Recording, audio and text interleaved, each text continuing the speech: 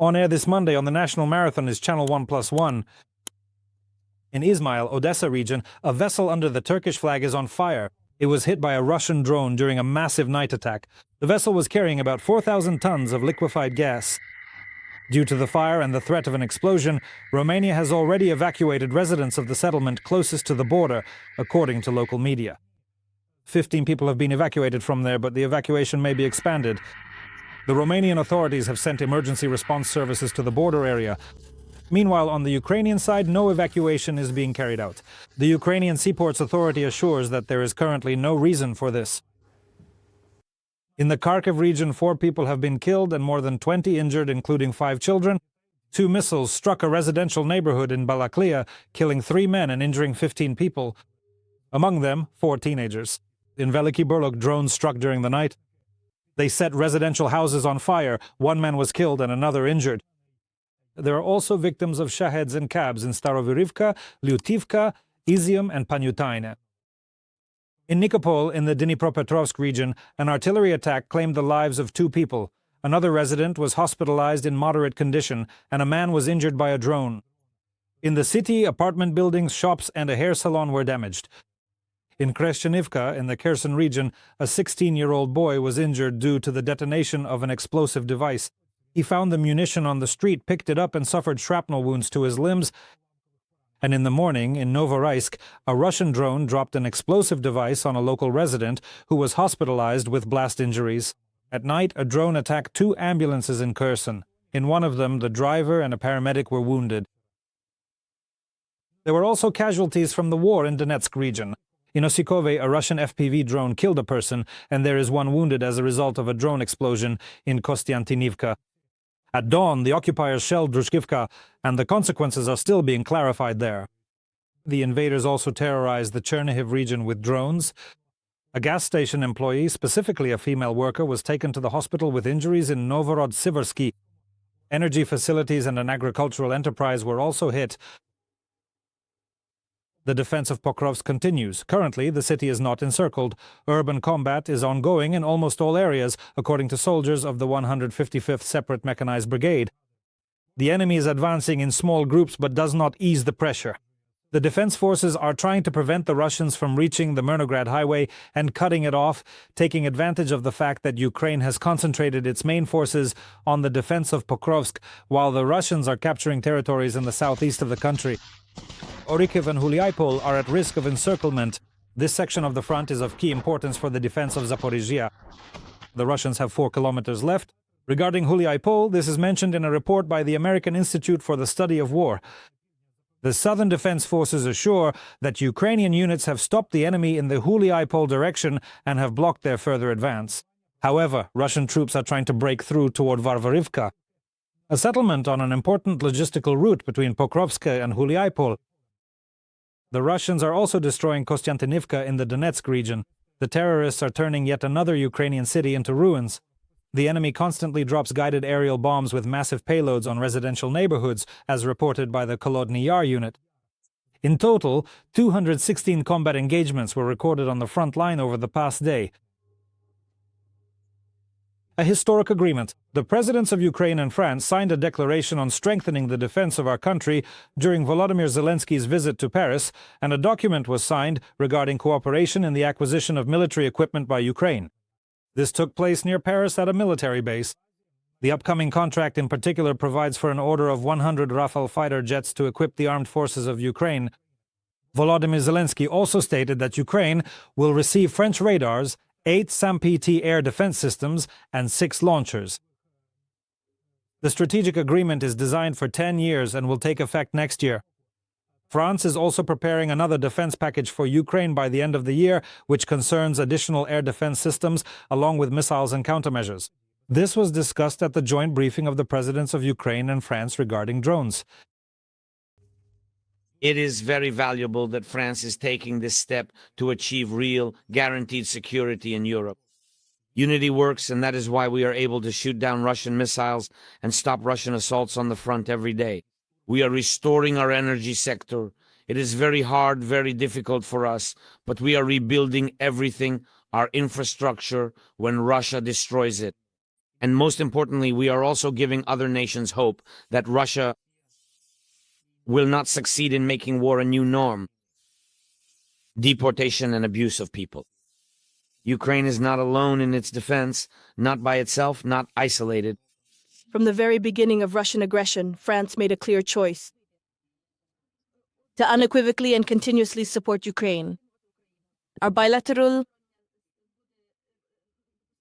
cooperation will be strengthened, and we will also strengthen the aspect of joint production in Ukraine, in particular the production of UAVs and drone interceptors. Republicans in the U.S. Congress are developing a bill on sanctions against countries that trade with Russia, and Iran should be added to their list. This was stated the day before by the President of the United States. Let me remind you of the readiness and support among lawmakers for this initiative. Senator Lindsey Graham has repeatedly spoken about this bill. The idea is to impose high tariffs on countries that continue to buy Russian oil and gas. At the same time, Donald Trump has repeatedly emphasized that without his approval, the bill will not be considered. The president's statements contradict those of Secretary of State Marco Rubio, who said last week that there are almost no sanctions left that they could impose on Russia. I heard that they are doing this, and I support it. The Republicans are drafting a very tough bill. These are sanctions and so on and the like against any country that does business with Russia.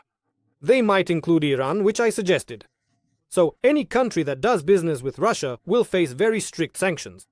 We can add Iran to the formula. As a result of Russian aggression in Ukraine, more than 2.5 million buildings have been destroyed, damaged, or rendered uninhabitable. This is stated in a report by the International Organization for Migration of the United Nations. More than 10.5 million Ukrainians have been forced to leave their homes, which is almost a quarter of the pre-war population. Most of them have left the country. 2/3 of internally displaced persons who have remained in Ukraine are struggling to pay for new housing. Many families have exhausted their savings, so they are forced to spend 50% or more of their income on rent, according to UN estimates. In an effort to overcome the unprecedented housing crisis, the draft state budget of Ukraine for 2026 plans to allocate over 15 billion hryvnias to fund the EOSEL program. This program gives Ukrainians the opportunity to purchase housing with a minimum down payment of 20% and a loan term of up to 20 years. The war in Ukraine could end next year. Such forecasts were expressed by the President of the European Commission, Ursula von der Leyen, in a letter to the leaders of the European Union. Brussels is currently planning financial assistance for Kyiv for the next year and for 2027. And their calculations are based on the assumption that the fighting will end, specifically in 2026. Therefore, as von der Leyen noted, according to IMF forecasts, Ukraine's current scale of funding deficit is significant. Thank you. It is substantial, and even taking into account the end of the war, Kyiv will face a huge shortage of funds. According to various estimates, this amounts to over 71 billion euros, of which more than 51 billion will go toward military needs. Based on this, the President of the European Commission outlined several key parameters for providing financial assistance to Ukraine. In particular, it must be delivered quickly and take place at the beginning of the second quarter. Starting from 2026, any new financial package must ensure that it does not create additional fiscal burdens for Ukraine, and there must also be a fair distribution of the burden among the EU's international partners. As for where to find the funds for all this and how to finance Kyiv, the European Commission proposes 3 options. First, there are bilateral grants. Second, loans from the EU budget and borrowing on external markets. And loans using frozen Russian assets. The latter, I remind you, is being blocked by Belgium due to concerns about legal consequences. Finally, von der Leyen called on member states to decide as soon as possible how exactly they will finance Ukraine so that a final decision can be agreed at the EU Council meeting this December. Two lionesses that escaped from a private zoo enclosure were being captured in Khmelnytskyi. The police, National Guard, and State Emergency Service with a drone were involved. Someone simply broke the locks off the enclosures at night, according to the head of the zoo. One of the lionesses was spotted on the premises and managed to be locked in, while emergency services rushed through the city to search for the other. So how were they caught, and why do they now want to take the animals away from there? TSN correspondent Anna Makno will tell you everything. This is the lioness now, 7.7. She calmly walks out into the enclosure and looks around. The day before, they caused a commotion that made headlines all over Ukraine. Right now in Khmelnytskyi, the search for the lion is ongoing. I think calls like this are coming into the 102 emergency line all over Ukraine. And it all started when at night someone opened the enclosures in the private zoo corner, says its owner. There was a lock hanging here and here as well. All of this was open and one broken lock was hanging right here. Mr. Serhiy immediately saw one of the lionesses on the premises, and with a friend they managed to lock her in. She basically walked in, we gave her a little push from behind and closed the door. But the other one disappeared. The man? He reported it to the emergency services. And even though he says the lioness is obedient, he was still worried that she might attack someone because there had already been victims in the zoo corner. A couple of cats, a couple of sheep like that. The police, National Guard and rescuers all joined the search for the animal. We quickly assembled an additional 100 personnel and formed mobile groups. They patrolled the streets and kept watch from the air. We have an unmanned aerial vehicle. That's what we used to search for the animal. Meanwhile, some residents of Khmelnytskyi found the situation amusing. Some people created fake videos using artificial intelligence, while others made up stories that the lion had attacked its owner. One of the videos supposedly showed a lion roaming the streets. People reported that some animals had been killed. We checked the information, went to the scene, but the information was not confirmed. Eventually, a business near the zoo corner reported that the lioness was on their premises. We kept watch from the air. It moved from one spot to another. I was coordinating the units as it moves around the area. Eventually, the veterinarians sedated the lioness. She's already falling asleep.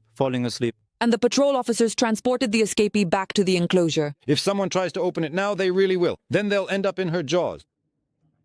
That's what Mr. Serhiy says about how the animal is now set up in the enclosure. And he's upset that after the lionesses escaped, he was hit with hate, with people saying the zoo corner is neglected and the animals are supposedly hungry. He denies it. On the contrary, he helps and treats them. I give animals away to zoos wherever I can. I find homes for them. Every week there's a new batch. You come in, there's a box left. Right now I have, I don't know, maybe 30 cats. And Simba and Sima ended up with him completely by accident. He says that about a year and a half ago, a citizen of India brought them from eastern Ukraine. He asked to keep them for a short while and then disappeared. I haven't seen the Indian in person. And where was he supposed to take them? Did he explain? To South Africa. He says he's ready to give up the lionesses. They agreed to take them in at the Wild Animal Rescue Center. Yes, of course. If he's ready to give them up, we're absolutely ready to take them. I see you also have camels here, right? Yes, and they're also about to leave soon. Will they be taken? Yes, it's all settled already. He says he's also ready to give up other animals, but many of them aren't wanted anywhere. The fox has been with us for a year now. It was hit by a car, people picked it up, brought it to us, and we treated it. No one wants them in the zoo. I'm not allowed to release it into the wild. At the same time, the police have launched an investigation into the events surrounding the zoo corner. A criminal case has been opened on the grounds of animal cruelty. They say they will investigate all the circumstances, including the conditions in which the animals are kept, who was supposed to watch over them, and who could have opened the enclosures. And now, any day now, Sima and Simba, who caused a stir in Khmelnytskyi, are getting ready to set off on a journey to the Kiev region. Anna Makno, Alexander Kovtunets, Khmelnytskyi, TSN1+ Marathon. The only news. A session has begun in the High Anti-Corruption Court, where they plan to choose a preventive measure for former Deputy Prime Minister Oleksiy Chernyshov. The former government official already faces 2 charges, including abuse of office and receiving unlawful benefits. The correspondent is working in the court. This is TSN's Alexander Romanyuk, and we have him on the line. Sasha, so have there already been any statements from the accused former official, and what are the prospects for today's hearing? In fact, today's hearing has already started. Mr. Chernyshov himself appeared, and so far there have been no such comments. Everyone is waiting for the conclusion, that is, for the judge's decision, and only then will they comment accordingly. From what we have managed to find out, the prosecutors said that they will demand that Oleksiy Chernyshov be held in custody, but as an alternative preventive measure, bail could be set at 55 million hryvnias. He is suspected of illegal enrichment. This is one of the episodes in the so-called energy sector corruption case, which was talked about so much last week. In fact, according to the detectives, Oleksiy Chernyshov was one of the visitors to the so-called board, a place where illegally earned money was laundered. And supposedly he received a certain amount there. We're talking about $1,200,000 US and 100,000 euros. And part of this amount, according to the detectives, specifically $500,000 was received by his wife at a time when he himself was allegedly already under suspicion. Alexei Chernyshov himself says that these accusations are not true.